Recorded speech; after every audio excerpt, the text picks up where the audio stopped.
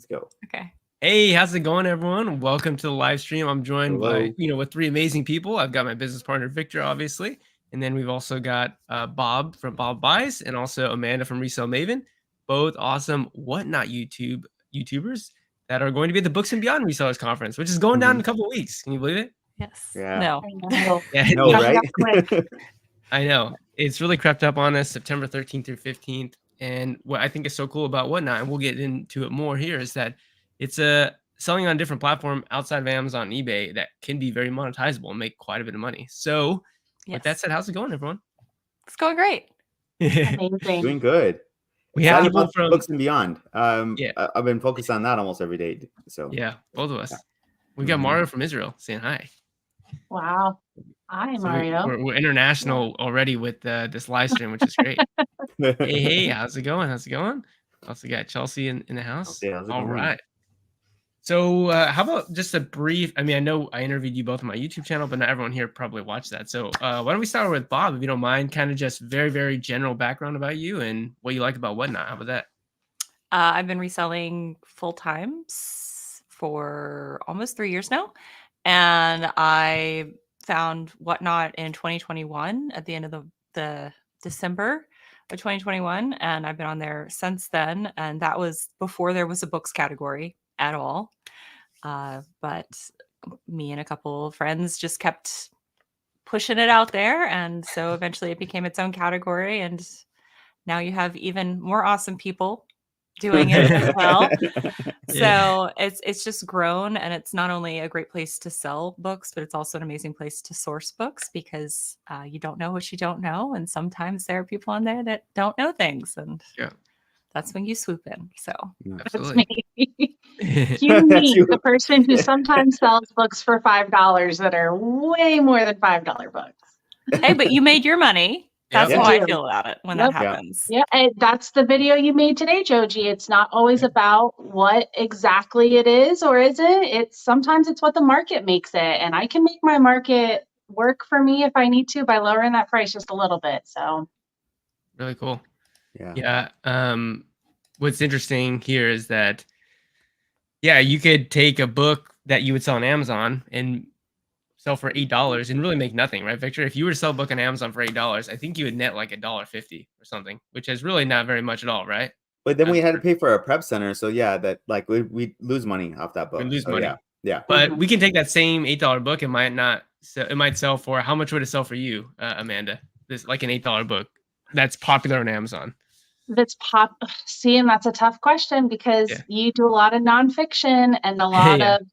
It's not necessarily the same popular, but I sell books for $8 all the time. I sold a couple books for $8, but for example, today I sold a book that brand new off of the shelf. I think it was released last year. You're probably still spending $19, $20, and you guys can probably even sell them on Amazon for $20, quite honestly. I sold it for $8. So that's kind of the ratio, like an $8 book profit after fees for Amazon. $4 or $5 after profit for fees on WhatNot. So it's not too far off, but I'm also not selling $100 textbooks. So that's true. But the difference is that if you're an Amazon FBA seller, you have to package up those books, send them to Amazon, wait for Amazon to process them, and then have that sale roll in. Was on WhatNot, it's literally the same day. That's very true. Wow. Yeah, that was one of my questions, was actually, what is your guys' cash flow? Like, after you sell a book, how long do you have to wait to actually get the money into your bank account, right? For us as FBA sellers, we're like 3 weeks away. Even if their sale happened today, we're 3 weeks away from actually getting that money into our account. And so that can kind of be challenging for newer sellers. The answer to that question is for a lot of people. But you have to have sold over 1,000 items. So the way it works, but prior to hitting that $1,000 or it's 1,000 item threshold is 3 days after it has been delivered to the buyer. So for those first 1,000 items, it's kind of like Poshmark, which is another reselling platform, where it's 3 days, or Mercari. 3 days after the buyer receives the item and it's been delivered and there's no problems, and then you get the money, versus if once you hit that 1,000 item threshold, it is as soon as you print the shipping label. Wow. That's awesome. Chet's coming in with an awesome question. how do you gain a following on Whatnot? Because there are times where no one can be viewing you, right? What do you say to that? Yeah, I mean, it's definitely possible. And everyone, as my new logo or slogan is everyone starts at zero, because it's so true.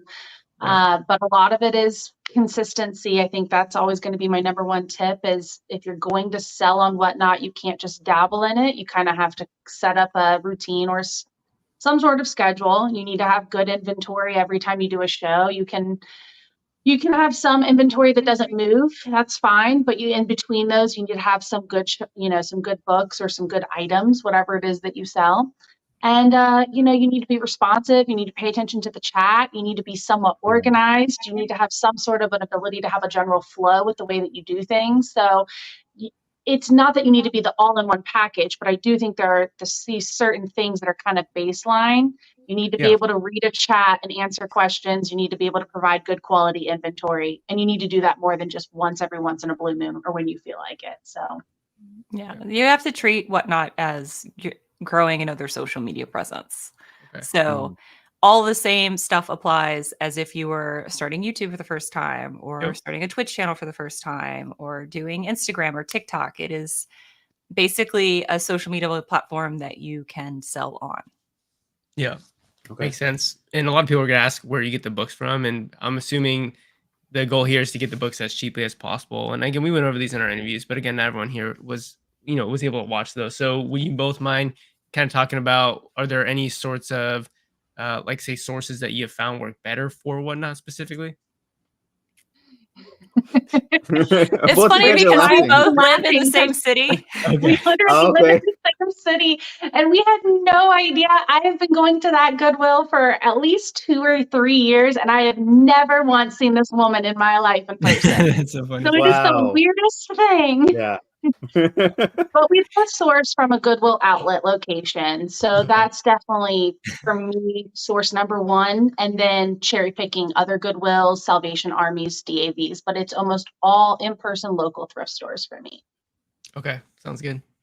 It's the same thing for me. I think she goes to auctions and I go to estate sales. That may be the only difference. And I don't go to estate sales at all. Yeah. Okay. So, and then we're in different niches perfectly. So yes, yeah, actually, yeah.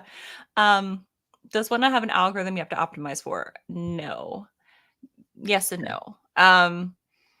So you will get more viewers at certain times. It's just like a live streaming platform, just like YouTube or Twitch. There's going to be probably more people on at night than there are during the day. But it also depends on the niche that you sell to. So, Amanda sells a lot of children's books. So I don't know if that has impacted your selling times, as you're going to be more for stay-at-home moms. Evenings, for sure, versus daytime. Daytime parents and teachers are kind of doing their own thing. And I think nighttime for most people is better.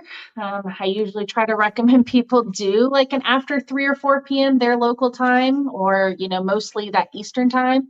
But there's people that go on at 8 o'clock in the morning and do great. So it really is niche specific. Yeah, I do a lot of my science fiction shows at 11 o'clock in the morning on Sunday. Yeah, there you go. Okay. So it depends. I mean, I have gotten some remarks on my BookTube channel being like, hey, could you maybe do this at a different time? A better time. Yeah. Well, but Sundays are interesting because I never would do a stream on Sunday. It's my one sacred day off of the week. And Sundays are huge on Whatnot. And so I think you can get away with some things on certain days that you can't on other days. And Sundays are one of those days. So if Sunday's flexible for you, you should try to see if you can work that into your schedule. And as far as the algorithm goes, about the only thing that pushes you up in the search is if one of the people that work at Whatnot are noticing you're live and it's going well, they will push your stream forward on the carousel. Whoa.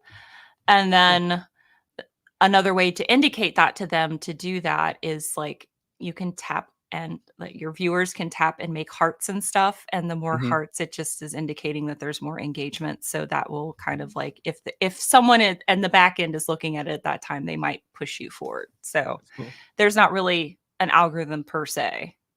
Yeah. Yeah. Okay. I know also sales make a difference. If you're making a lot of sales, that's showing that you are, utilizing the platform they want it the way they want it to be utilized so they can make money as well. For me, that's kind of weird because I will go an hour or 2 or 3 or 4 hours without making a sale because I'm doing bundles. Or I'll make 1 or 2 sales on auction. And then I don't make a sale for 30 minutes, and then I'll make another random sale. So it's very interesting. For me, I don't utilize that component of the algorithm that does not really exist, but sales, running giveaways, and just lots of chat, being engaged, that kind of stuff matters. But I don't know how much it matters because it's very new still. Yeah, and as she also like runs her auctions completely different than I do. I have I actually like do 1 through whatever, and I go through that, and I am hard set. I do not do bundles. I do not do any giveaways. And I think that's a good thing to showcase too, because we do have completely different selling strategies on WhatNot. We sell completely different things in the book categories, and yet I feel like Amanda's very successful. Yeah. And you have way more stamina than I could. Completely different than us, and it might still be really successful. Yeah. So that's kind of one of the things I'm going to talk about in my talk at the Books and Beyond conference is the different ways that you can monetize WhatNot. And it isn't just my way or Bob's way or, so-and-so's way. I think there's about 5 or 6 true different ways that you can really sell successfully on the platform. And do either one of you guys have like theme events? Like, say, for instance, I know you guys have talked about like Christmas in June or July or something, where you have like some Christmas books then.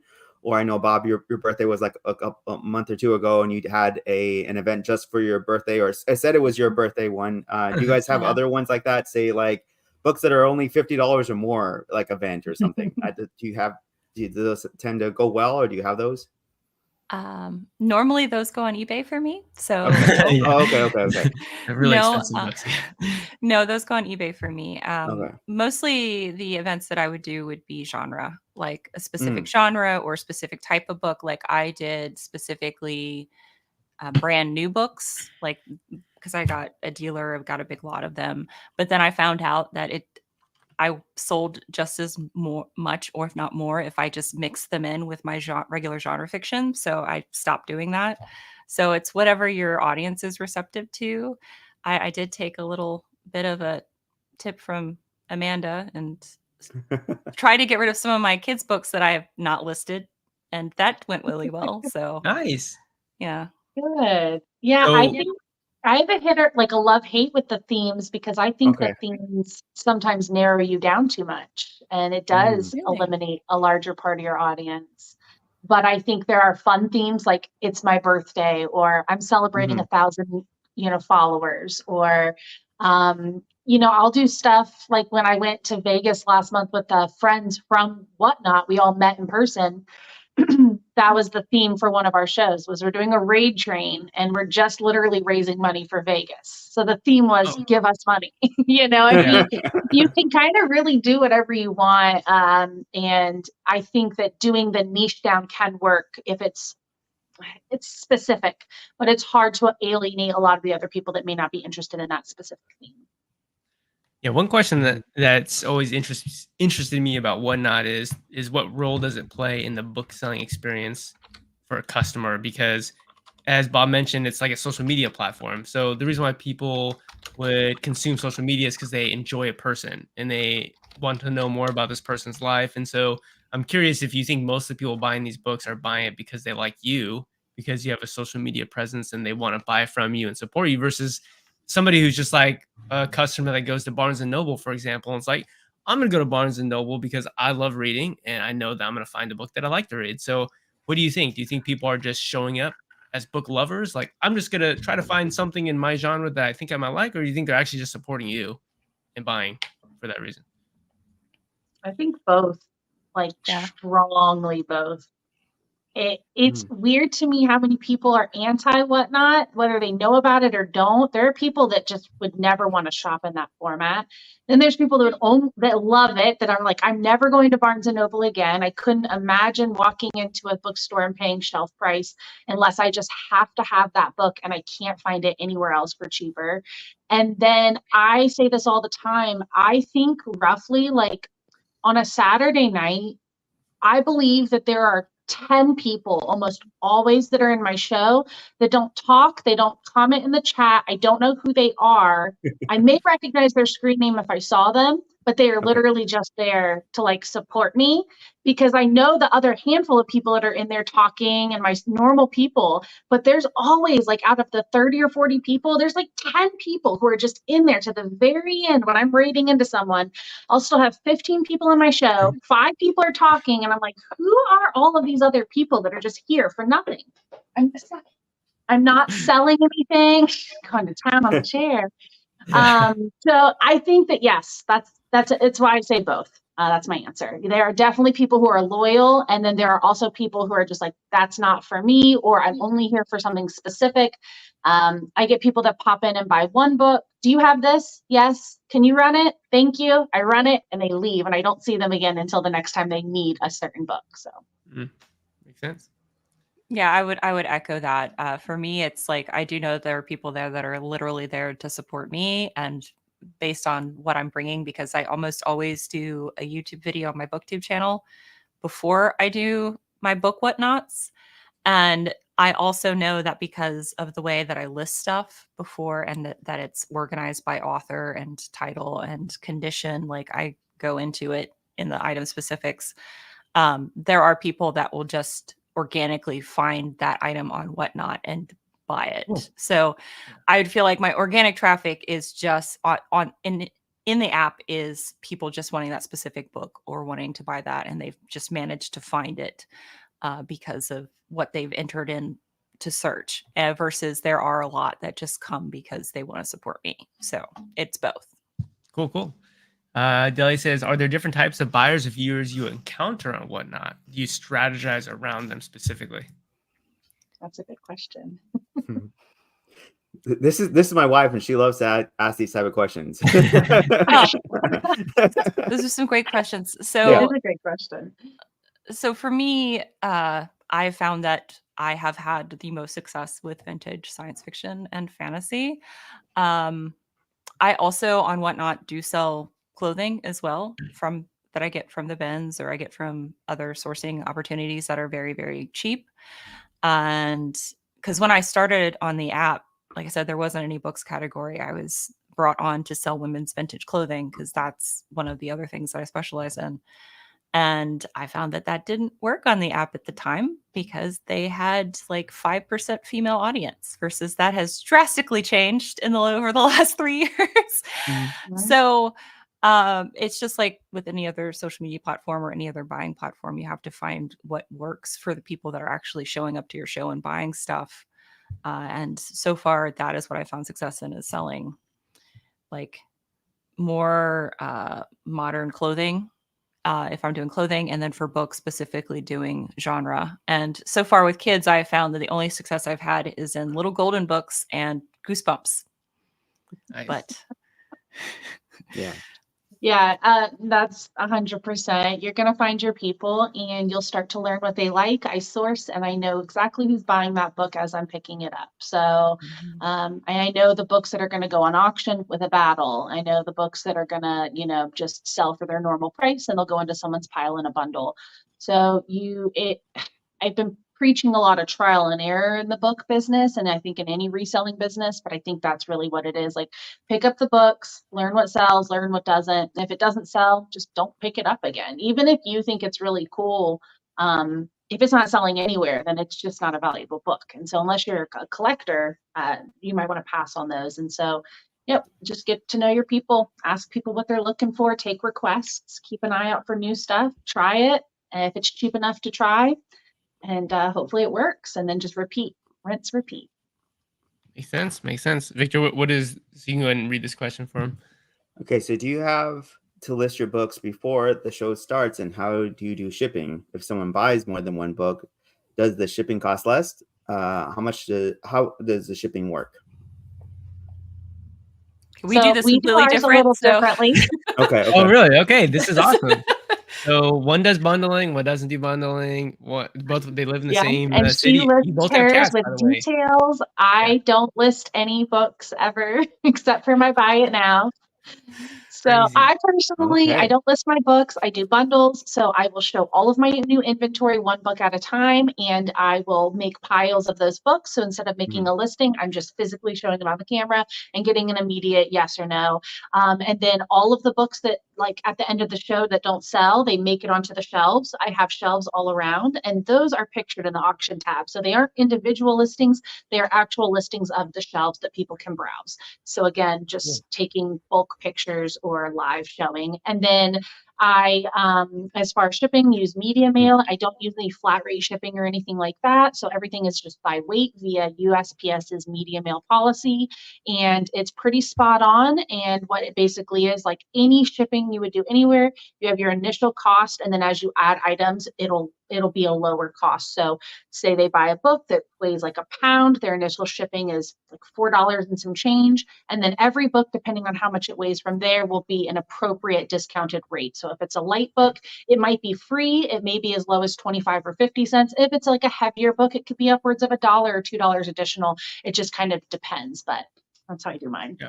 Yeah, it's $4.87 for the first pound, and then it's 75 cents for each additional pound after that. So as long as you put in the weight appropriately for whatever it is you're shipping, then that it'll show up on the app. Actually, it shows up because I list all the items. The shipping and taxes actually shows up for the buyer when the item is live for the auction. It'll show up for them. Like they can click on it. If anybody has any questions, like how much does it cost for shipping? I'm like, this is where it's located.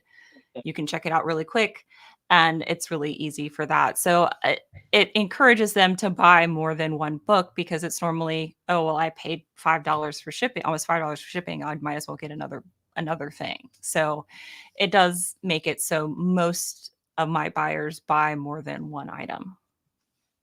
Yeah. What's interesting is that people who are from our community, Victor's and we do online book arbitrage. We buy books on Amazon specifically and sell them on Amazon, but there's other opportunities. Like you can buy books on Facebook Marketplace, on OfferUp. I think this is an interesting way to also do online book arbitrage. It's, because if you do browse through listings on WhatNot or different sellers, I guarantee you, having interviewed both of you, I know that there's opportunities to sell books, to buy books from you and sell them for more. Obviously not every book. It's kind of probably far and few in between, but it definitely exists. So it's an interesting thing that I think it might even be a cool video to see if I can even do that, just to see if that's possible. But well, I've seen some sellers on the app. I've actually seen one or two booksellers on the app that actually will go to their bins and do the show live. So cool. If you're chilling at home one day and you see somebody doing that, oh, wait, can you look at that book? And it's one of the ones you already know that's good on Amazon FBA, they could source for you and ship it to you. Wow. So I've seen a lot of that. What percentage of sales go towards the fee? So I guess what are you netting if you sell a book for $4, $5, $8? What would you net? It's 8%. It was what WhatNot takes, 2.9% for the processing fee, and then 30 cents. Okay. So and that match shipping. You have paying fees on shipping and tax as well. Right. So you're making quite like a pretty insane margin. Most of that is actually going in your pocket, which is pretty crazy. It's definitely some of the lower fees on platforms. It's like roughly the 13%. And so yeah. I think one of the things you guys have versus like FBA sellers is that you guys really like love books, right? You guys like love the different, because of that, about these like different niches that maybe I won't know. When Bobby, when you were being interviewed by Joji, you kind of talked to him on some of these books that had different covers that were literally double or triple the price that us Amazon sellers would have scanned it, and that book would have been like $10 or $12, but because it's a different cover, it's like $80 or $90. So do you have like a list of those books? No, I have a mental. It's really all. It's just because my brain holds on to stuff and it doesn't let it go. Yeah. Okay. Yeah. It's so funny. That's the question that comes back time and time again with, and when especially in YouTube comments and here in interviews, Amazon sellers want to know, where's the list? Where's the, how do you know? How are you figuring it out? And it really is just, it's all up here. It's a little trap. Yeah. It's crazy that in our world, Victor and I's world, it's crazy that you could be that successful without using data, because we solely use data for everything that we do in order to buy books and sell books. But it just shows you that, your mind is very powerful, and that if you are committed to learning, gaining new experience, and just seeing what works, well, obviously you can both be very successful because you're doing it full time. It's not like you have a 9-to-5 job and you're doing this on the side. Both of you are full time. Like, you guys are full time resellers. And I mean, I would feel like it is data. It's just we haven't written it down anywhere. We haven't made a program or an algorithm. It's just like, oh, okay, I saw this thing. It sells for this. It's just going to go in the box. Maybe we should get on that. We need to create something, because I feel like that's an untapped market. Used book sales outside of Amazon. Yeah. I will say, speaking of different covers, I found my best individual book flip ever the other day. Now that the bins are back, someone in ecom missed it. And speaking of different covers, you may know this one, Bob. It is a first edition Sarah J. Maas, Throne of Glass. But it is the first edition original Barbie cover. Like, they call it the fairy cover. It's called the fairy cover. Yeah. Okay. See, I've always called it the Barbie cover because she looks like a little Barbie. So the original sells for crazy. I mean, you can just, depending on the condition, get it from maybe somewhere as low as 50, but upwards of 120, 130. And this one cover sells for closer to 400 to 600. So just a huge jump. So I saw it, started hyperventilating, took deep breaths, buried it at the bottom of my cart, and kept it going. This is what she's talking about. That's what you're talking about? So it's not that cover, though. It's not. I know this is like the 4th or 5th book. Yeah, but it's not the cover where she looks like that. It's not that cover. Oh, I think it's the original first edition. The original. I don't know about you, Victor. That book to me looks like I wouldn't even be worth selling on Amazon. It looks like a popular book that we can. It's really that. You guys that type see of those? stuff. Don't pass them up. When I'm like, oh, this book has a different cover right away, I'm like, okay, well, I can't sell that on Amazon. But now I'm realizing that I actually should look that book up, because it's probably even more. It's worth. You might be the only one. Yeah, right, exactly. Oh, you're talking about the headless Barbie. The headless Barbie, where it's just like the bottom half of her face. No, her whole face is on it. Just look up. Throne of Glass first edition. Original cover, sort highest to lowest or something. Yeah, that's funny. Hashtag team no data, says Delia. I mean, that's the same. No, I don't know. Yeah, it was insane. I found the first edition, like that one, and it was an ex-library. I did the best I could to get all the stickers off. It actually cleaned up really nicely. Oh, you're right. It is called the Barbie cover. I've never seen that one. I've only seen the fairy covers. This is the fairy cover. The fairy covers are great very too. much. Yeah, the fairy cover is also good. I mean, those normally sell for 50 to 80, depending on which series it is. Can you tell us what's so special about the one you just showed us, Bob, and then also Amanda? What again so special about these books? I guess it's rare, right? So the one that I have is like the first, like original cover, 2012 first edition original printing hardcover with a jacket. Was it just not printed very much? Was it just not printed very much? Is that what? No, and they went with a completely different direction. Those fairy covers are gorge, and they went with more of a fantasy vibe with that, with the weaponry and stuff. Whereas this one is very mild. It's very like she's very like delicate face, blondish kind of hair. She's just very innocent. Where those, she looks more like a little like tough. So I think they just went with a different direction and they switched it up. And now the covers even look different from that. They went with it looks like a building almost. So they've just changed them, and those ones are way more valuable because they were the first printing. So yeah, you guys need to get on those. If it looks different, that might be a good thing. You put that on eBay, or what did you sell that? That'll be on eBay. Yeah, that listing will probably go up tomorrow on Yeah. eBay. Yeah, and that'll just be as a buy it now. It won't be as an auction. I haven't looked it up individually. I just looked it up by barcode. There's only 2 listed, and the lowest listed is 400. I think the highest was 600, but the most recent comps are in the like $400 to $600 range. So. And Bob, the book that you had there, that one's special because it's like a second it's edition? Well, it's okay. So what happens is a lot of times when a book blows up, the publisher will just go with they'll switch gears. They're like, okay, well, now that this has achieved mass recognition, let's make it pretty. Because they have a bigger budget, they want to appeal to a higher audience or like the wider audience. So what they'll do is they'll do a republication, and based on whatever is popular at the time that is being republished. So I think the ones that the fairy cover, which is what this cover is called, is so because that one was from earlier, I think these ones are 2018. Now I'm gonna have to look it up.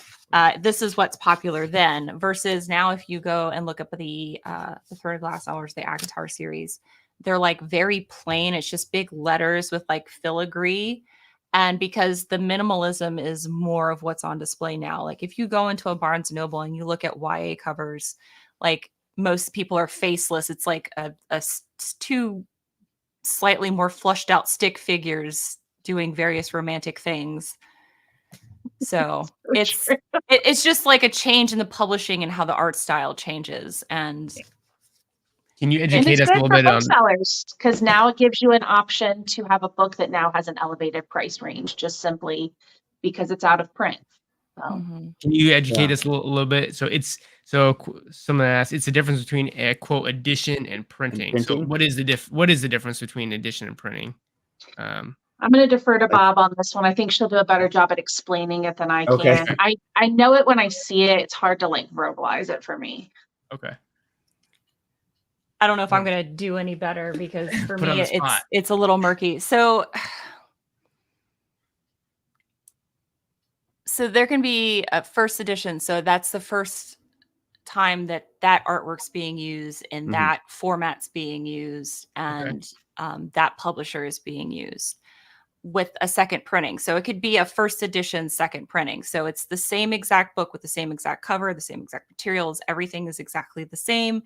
It's just the second run through that press. So like they sold out of that first printing. Here is the second printing. There we go.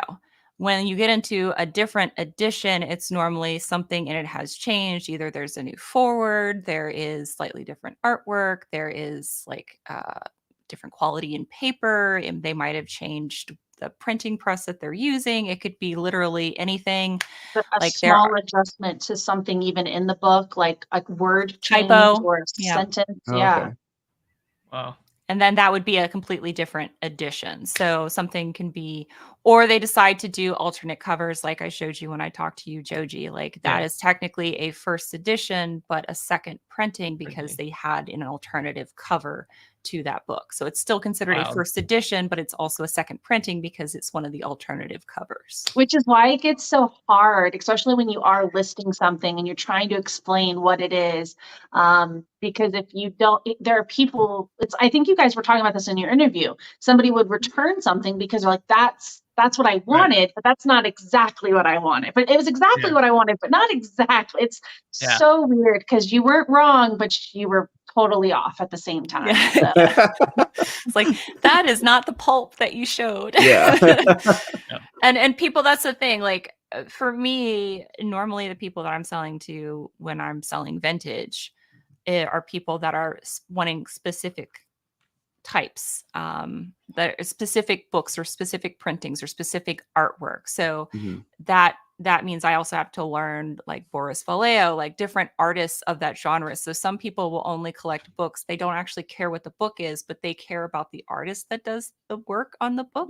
So they're collecting specifically for that artist, like Foss or like I said, Vallejo. Like like I really like Michael Welling covers. You have no idea who that person is, but he is somebody who does book covers, and I think he does amazing jobs with them. And it's just, that matters to people because people are really passionate about books. And that is definitely something that I have learned being on BookTube, is that when I am on my reselling channel, I might get 1 or 2 comments. When I'm on my book channel, I'll get literal mini novels of themselves talking about like when they read the book for the first time or how wrong I am. And here's all the other background information to how wrong I am, that my own personal opinion is different than theirs. And it's deep. It is deep.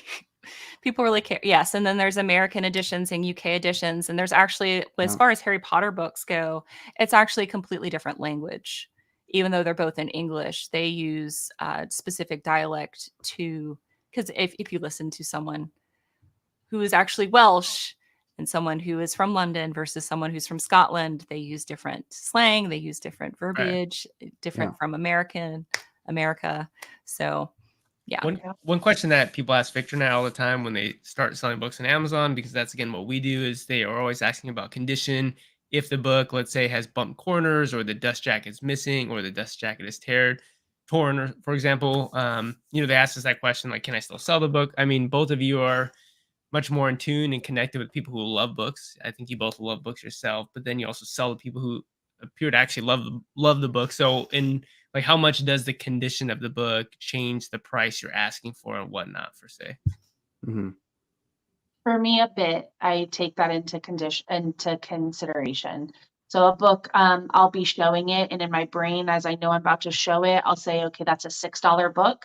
And then as I go to pick it up, I feel something, a crease on the back. And now in my brain, I'm thinking, let me check that out. I flip it over, see how severe it is. Oh, there's a couple of bookmarked dog-eared pages. Okay, now that's a $5 book. Or, shucks, I just opened it up and realized there's an inscription in it. Okay, well, it's still a really cool book, guys, but I'm going to do this one for $4 for you guys. So now they just went from a $6 book to a $4 book because of the 6 seconds of me touching it, feeling it, and conditioning it. And then if it's not as a desirable of a book, there are sometimes that I'll say, hey, someone will want it. I'll realize there's something wrong with it that really degrades the value, and I'll say, I'll give it to you. I'll put it in their pile for free even sometimes. Hey, if you still want to keep the book, it's still readable. It just has enough damage that I can't really put a fair price on this for you. If you want it as a freebie, I'll put it in your pile. So it's a good blend of meeting people with the conditions for me, because I do a lot of modern. Gotcha. Yeah, I was gonna say, like, I do a lot of vintage and rare books. So while condition does matter, because again, a lot of the people I'm selling these to are collector, condition books will still sell well if it is rare. So there's not a lot of books in publication for it. I know that last year I came into a big book haul, and some of the books that I picked up, because the fact that there aren't that many of them in rotation anymore, because a lot of the older books, like the pulp books, which is what that person wanted for the Vonnegut book, they were made with lower quality materials, and they were meant to go in your back pocket. So it was like meant to be temporary. It's almost like they treated paperbacks then like ephemera. It wasn't an actual like book that you're supposed to hold on to and keep on a shelf forever. It was just something you paid $0.25 for at the corner market. You read it until it, or carried around with you until you fell apart. Like, it wasn't meant to be something that you kept in a library somewhere. So because of that, a lot of them have just, because it's paper, it's paper, it's paper made with an acid process. So they have deteriorated and aren't there anymore. So a lot of the, especially more vintage collectors, while they will pay more for a better quality book, they'll still buy it because they can't find it anywhere else. Do you guys ever source like ex-library books? And if you were to like find those at like Goodwill, would you still pick those up? And would you like maybe take out $1 or $2 if you find those, or do you see those at the same price? Basically that. Yeah, I try to avoid them as much as possible, but some of them you just can't pass up because they're going to sell, and people don't care that it has a library sticker on it. But it does affect the price for me a little bit. Yeah, same for me. Like, unless it's signed or like a first edition that's super rare, I avoid library sales. Or like, the library has done very minimal alterations to it, because if it's just like that front barcode sticker or the back barcode sticker and a stamp, that's really easy for me to remove the back barcode sticker, and that stamp is not going to degenerate the book very much. Right. So at that point I would pick it up. But if it's like got the full plastic wrap cover and it's got the thing on the spine and the other side, it's just I want too nothing much to do work, with it. right? Yeah. Do you think you think you're going by or passing up rare books often? Because I know you both have a lot of knowledge in this world, or in this realm, but there are so many books. There's like over 100 million books listed on Amazon, right? It's obviously impossible to know every book that's rare. Like, do you actually imagine or think that you are just passing up tons of books that are actually worth quite a bit of money just because you don't know? You're just I'm positive. Yeah. I'm positive. Whenever I film going to the bins, that's comments I get. Why didn't you pick that up? Yeah. It's like, I don't know. Yeah. You don't know what you don't know. Yeah. So I have a lot of book sets. Time Life, Harlequin, Romance, Reader, Digest, Condensed. Should I try to sell those on WhatNot, or am I wasting my time with sets? Good question. I don't know the answer to. I don't know the answer to that either. I don't do romance. Okay. I've thought about it because I know I participated in WhatNot did a love auction, but I brought a bunch of pulpy men novels to that because that's what I have knowledge in, like the thriller, like James Bond type. I'm like, there's still a love story in there that counts, but I don't know anything about Harlequin romance novels. What I would recommend is to try it, Mountain Jeeps. And if it works, great. I mean, if you have a lot of them, and you're offering them for really cheap, that might be a really great way to do that, or like to do a set. Yeah, cool. Just try it and see if it works out. Yeah. Yeah, I normally lean a lot more towards the just try it. There are some things I could tell you straight up, just no, not really. All right, I'm sorry, Carbon. Sorry, you have a list. You can tell us a list now. I'm also curious about this do not list. Of the do not list. Yeah. Well, I'm willing to take any list. I think the Harlequin and Reader's Digest might actually be on that list, if I'm being honest.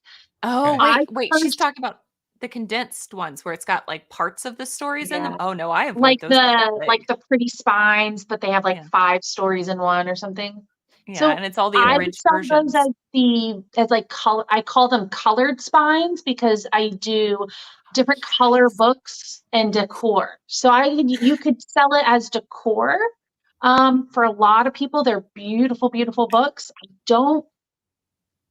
I've never had somebody want one, and I have had some on my shelves in my decor section, and they've seen them, and I've never had anyone ask me for them, which is kind of interesting. Yeah. And Harlequin, you can barely sell them on eBay, to be quite honest with you. And so the market is smaller on those. And I have tried to give them, was the lowest I went. I think I did 2 for $1. 2 or 3. I think I did 3 for $1. I'm being honest. That was the lowest I went on them. And they still were just like, they picked out a few.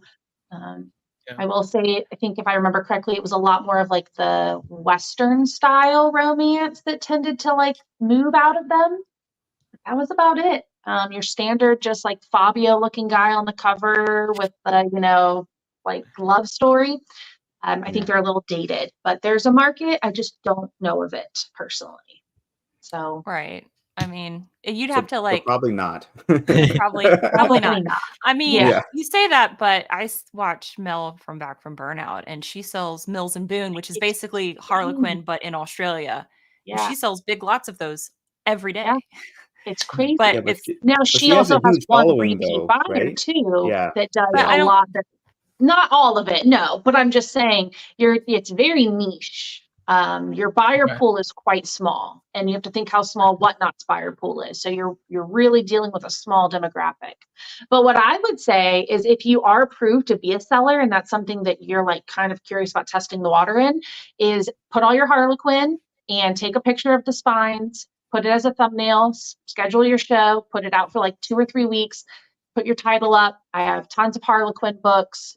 All needs, must sell everything, or doing clearance, whatever a buzzword to describe how you would want to run your show, and just see how many bookmarks you get. If you get 10, 15, 20 bookmarks, okay, well, that's 10 or 15 or 20 people who might be interested. So then do your show and then go for it. If you get 0 bookmarks in 2 weeks, there's your answer. And you don't even have to waste just cancel the show. You don't have to worry about it, right? Yep. And you move on. And you could do the same thing with the Reader's Digest condensed. Now, I will say that if you are a new seller, whatever your first show is going to be bumped up on WhatNot. That is something that WhatNot does try to do for their new sellers, is because they do realize it is intimidating to go live for the first time. So they will try to bump it up, whatever category it is. So I would recommend, if it is your first show, to like bring the best stuff or something that you have a lot of, and don't get discouraged if like not a whole lot of people show up, because like it's literally your first time. But if you have good stuff and you put a good thumbnail or make a quick little video in it showing what you're going to sell, people will still show up to your show. Typically, how long do you guys run your streams? An hour, 2 hours, or is there like an ideal time?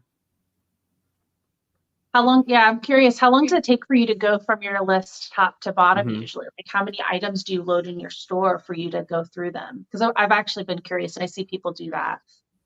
Well, it depends on how many items I'm bringing. If it's like 20 items, it's like maybe 30, 45 minutes at the most. If it's over 50 items, like 50 to 100, it takes at least 2 hours, if not more. It also depends on like how much fighting they're doing.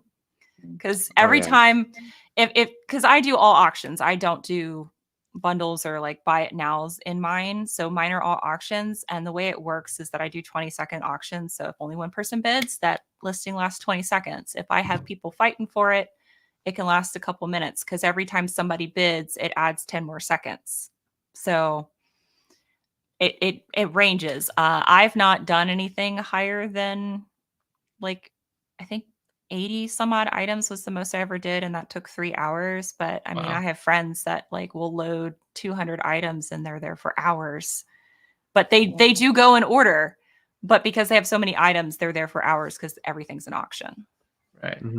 Wow. Yeah, being on longer gives you more exposure. So if you just go on for an hour once a week, there may be a whole group of people who are never even available in that 1 hour on Tuesday at night that you go live. And so they may never even discover you. So going on for, 2 or 3 hours as like kind of a longer show, I think is a good strategy, but planning to be on for anywhere from 30 minutes to an hour, like minimum, I think is like a great baseline. Like when you schedule your first show, especially since it can be hit or miss and you don't know what to expect, unless it's going amazing, if the momentum is there, I would plan to do an hour and just say, I'm going to be on for an hour, see what happens. It gives you a mental deadline of like, okay, if it's not going well, I just have, 30 more minutes. It's not that bad, but you want to give people time to get to you. So I do mostly 2-hour shows on the regular during the week. And then Saturday, I usually do a 4 to 5 hour show. I posted this in my video today, a couple weeks ago when I was doing my pivot because I was struggling and didn't have books. I beat my live stream, which was previously, I want to say about 12 hours. And I was on for 13 hours and 29 minutes, I believe. Wow. So that's the longest I've ever streamed. But I used to stream consistently for like 8 hours. That was when I started. Every Saturday, I would do 1 show a week, and I was on for like a minimum of 8 hours. So that was usually 4 p.m. Eastern time, and we wouldn't end until 1 or 2 a.m. So we would just be on all night. So I was like, yeah. So that is a lot of my roots, was probably 3 or 4 or 5 months or so, just doing that 1 show a week, but on for like 8 hours. Now I do 4 shows a week that probably add up to being about 8 hours of stream time. So that works better for me. Yeah. Like I said, I have nothing but mad respect for you. You do things so differently. I cannot do that. Your body just starts shutting down. Somebody asked me, they were like, is it just pure adrenaline? I was like, the last 2 hours, your brain is on autopilot. You have no control of your body. You are just moving because you know the end is near. And it's wild. And I will say this, just a piece of advice: longer doesn't mean more money. Longer does mean more exposure, and I think a better overall following of chance of people to want to tune into your next shows. But longer does not mean more money. And I've learned that kind of the hard way over the years. And I know that now. I did that show for other reasons. It didn't need to be 13 hours to maximize my money. I just chose to do it that way. But I can make the same amount of money in 1 or 2 hours if I do my show a little differently instead of 4. So you can kind of run your show however you want. Yeah, and see, instead of being on for a really long time like she does, she's right. Like, I limit myself by doing just quick shows, but the way that I try to counterbalance that is by being descriptive and doing all of like the listing, it's in this condition, showing all the, like, if it's a vintage book, like showing where all the points are. So like if they can't be there because I'm on 11 a.m. in the morning on Sunday and they're on the West Coast, they can just put a pre-bid in for however much they're willing to spend on that particular book. And I've had people do that and they win the auction and I didn't see them at all during the live. So like you can also make it so you don't have to be on for a long time. But I feel like Amanda is curating a community of buyers at that point by being on for longer and chatting and having people get to know her. And I know that there are a lot of other WhatNot sellers that sell outside of the book category where they come on and they don't even sell anything. They just have like a morning talk show where they talk to their viewers about like what's going on with them or what they're going to have later on in the week or like the raid trains they're going to do or the events they're going to have in the community. Oh, wow. And yeah, I think treating WhatNot as a streaming service that you happen to sell on might be a better strategy if you're going on it for the first time, because that seems to be what it's turned into as it's grown, because that seems to be what a demand is building community. I've got a crazy idea, and you both can let me know if this how crazy it is. Right, what if I name my WhatNot store name is Halloween Discount Store? And right now I go to Amazon, I buy the top 100 Amazon books that are under $5 shipped to my house. So I'm picking all these books up on Amazon for under $5 because they're extremely popular books. And then I put them all up on WhatNot starting at a $5 auction, like literally a week before Halloween. Would that be like a terrible idea? I would do 2 weeks before Halloween at least. So that way it gets to them in time. Okay. To actually read it for Halloween. Well, I would actually do that before Halloween because a lot of booktubers do Halloween reads where they only read spooky books, which is part of what I'm going to talk about on my talk is like booktube and book talk, because there are a lot of people doing like community-led read-alongs. And so booktube and book talk have a lot of like book lists of stuff to read during spooky season. So Amazon top whatever might not be the same in 3 or 4 weeks once all the booktubers and book talkers have released their read-along list. Interesting. Okay. So keeping up with trends will also change your metrics on y'all's end. Yeah. Massively. For sure. Yeah. I would up the timeline, but I also think you will definitely lose money if you do that. Like I can almost guarantee they both were like, "Ooh, yeah, I don't think so." And you're gonna have a lot of Halloween books left over in your house. But timeline is super important, and that's a great point because I just immediately thought fail, but that is actually a better answer of the realistic side of it. That if you weren't paying $5 per book plus shipping or whatever, then maybe. But yeah. I would be selling so what is it? It's about to be September. So I will start officially pulling my holiday stuff out in the next probably 2 weeks. Holiday you mean is like Christmas or any holiday, Halloween? Everything for the next 3 months. Everything. It's officially the holidays in a week. So yeah, I would agree with this. So it seems staying in the book community is very key to book selling on WhatNot versus Amazon. That's what I've had success in doing. I think Amanda, you've had better success building a community where I've had better success following the community and figuring out what's going to be popular before it's popular or as it's becoming popular. I mean, and that's another thing I think to talk about. So if you want to, what is it? It Begins With Us. Is it, or It Ends With Us? Which is the movie that's out by Colleen Hoover now? Do you know, Amanda? It Ends With Us. So that book came out, I think, in 2015 or 2016 and didn't become popular until like Book Talk picked it up in like like 2019 and 2020, and then now it's its own movie, and like Colleen Hoover is so prolific everywhere. But that book had been out for like 7 years before it reached the bestseller list.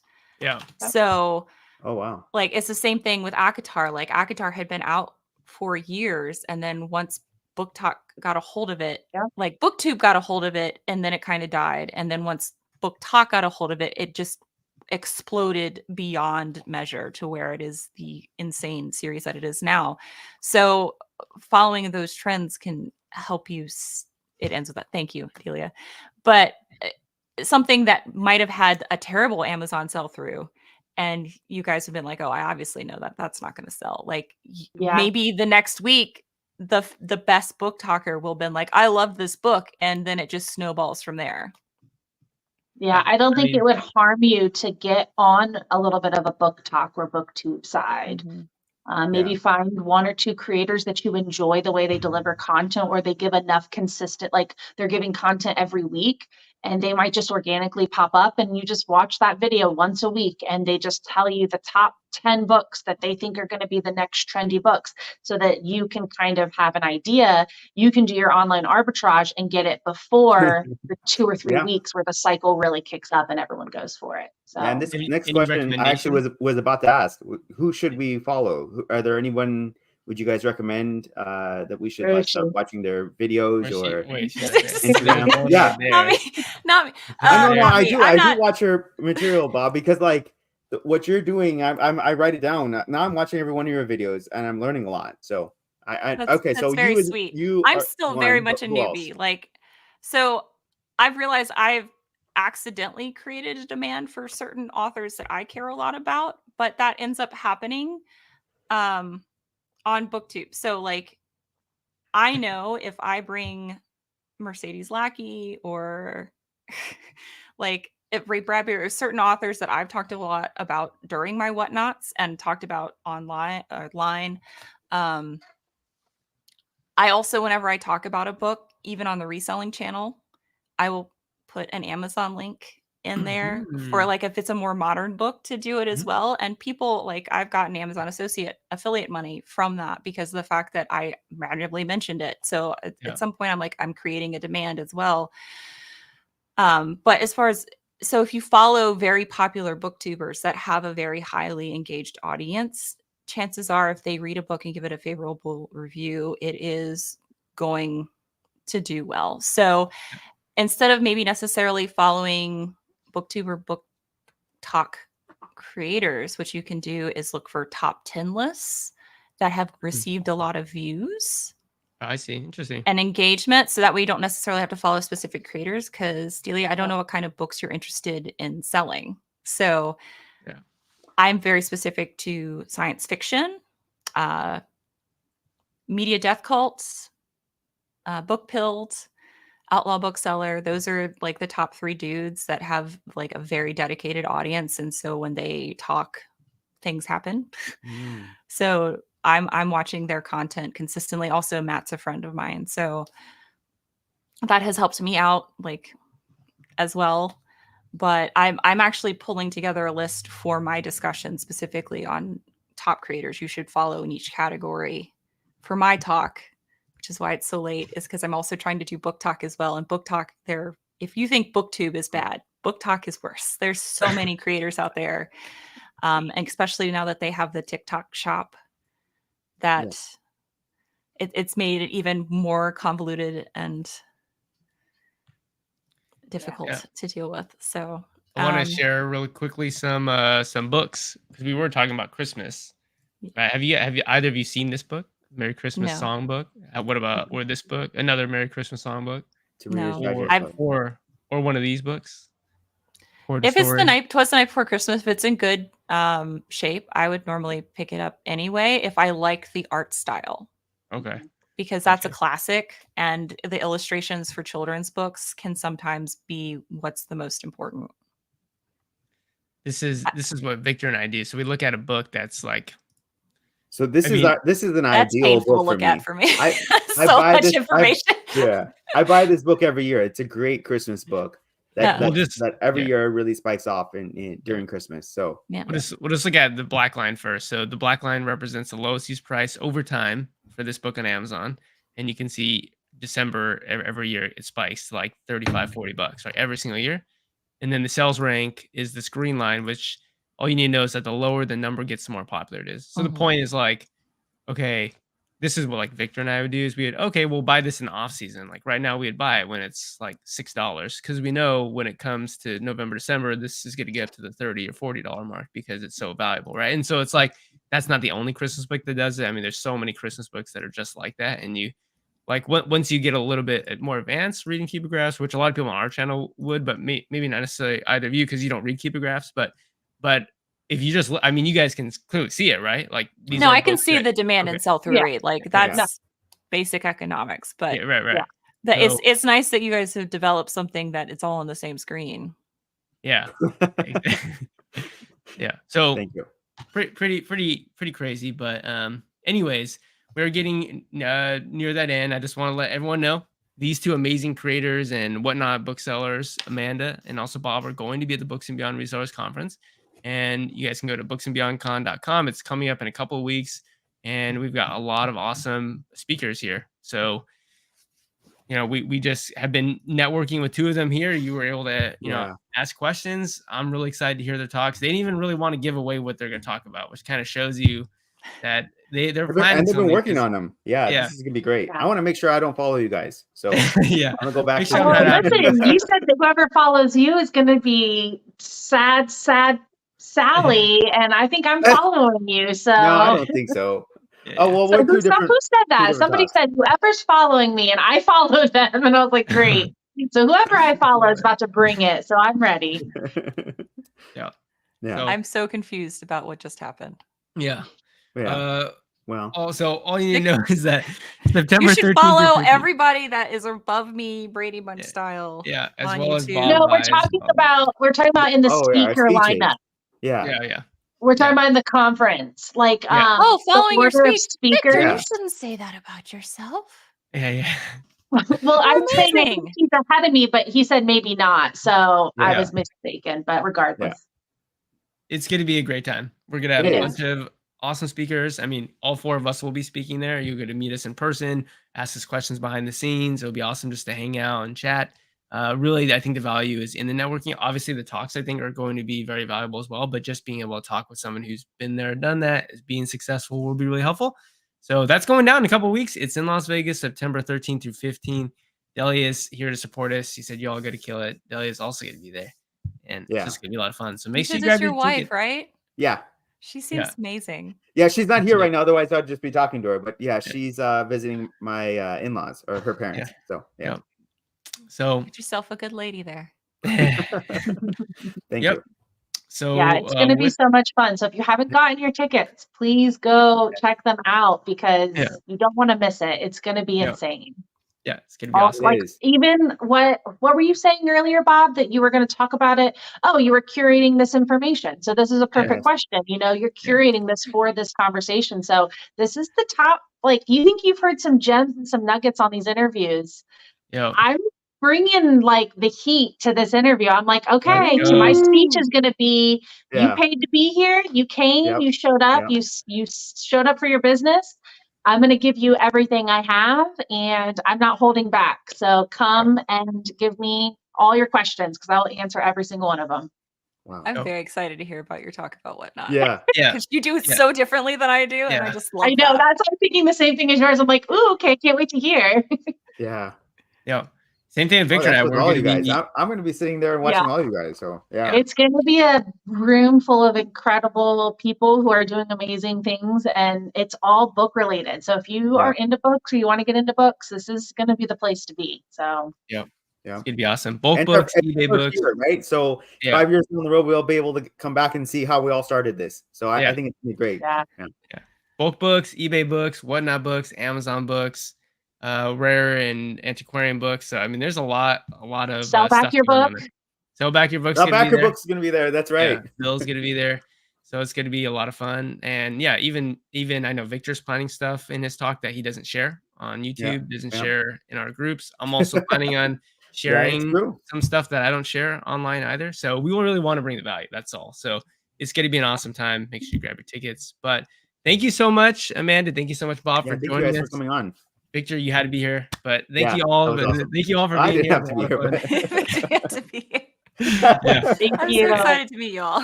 Yeah, it was exciting to meet you guys. Yep. All right, guys. See you. All right. Bye. Bye. Yes.